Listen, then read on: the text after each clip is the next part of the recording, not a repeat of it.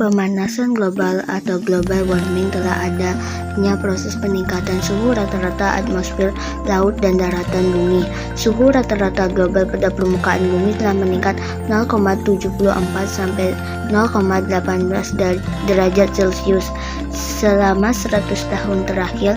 Intergovernmental Panel on Climate Change menyimpulkan bahwa sebagian besar peningkatan suhu rata-rata global sejak pertengahan abad ke-20 kemungkinan besar disebabkan oleh meningkatnya konsentrasi gas-gas rumah kaca akibat aktivitas manusia.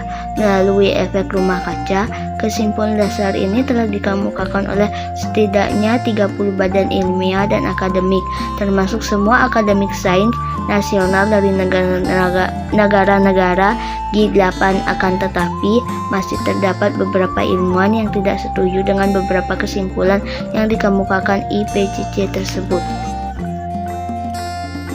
Model iklim yang dijadikan acuan oleh proyek IPCC menunjukkan suhu permukaan global akan meningkat 1.1 sehingga 6,4 derajat Celcius antara tahun 1990 dan 2100.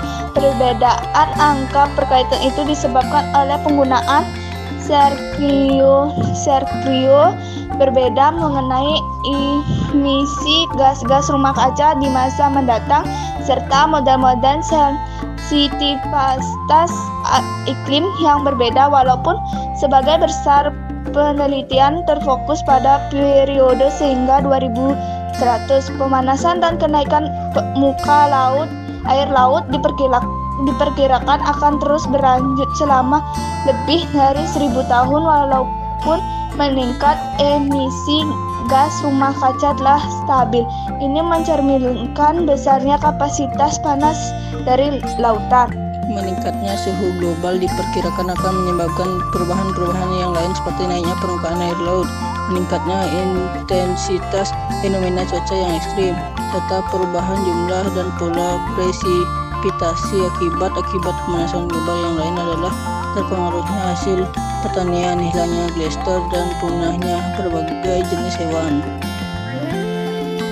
Beberapa hal-hal yang masih dilakukan para ilmuwan adalah mengenai jumlah pemanasan yang diperkirakan akan terjadi di masa depan dan bagaimana pemanasan serta perubahan-perubahan yang terjadi tersebut akan bervariasi dari satu daerah ke daerah yang lain.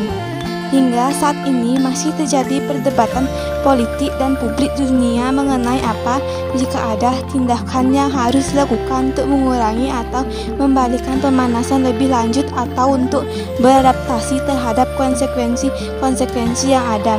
Sebagian besar pemerintahan negara dunia telah menandatangani dan meratifikasi protokol Kyoto yang mengarah pada pengurangan emisi gas-gas rumah kaca. Penyebab global adalah efek rumah kaca. Efek rumah kaca, segala sumber energi yang terdapat di bumi berasal dari matahari. Sebagian besar energi tersebut berbentuk radiasi gelombang pendek termasuk cahaya tampak. Ketika energi ini tiba di permukaan bumi, ia berubah dari cahaya menjadi panas yang menghangatkan bumi.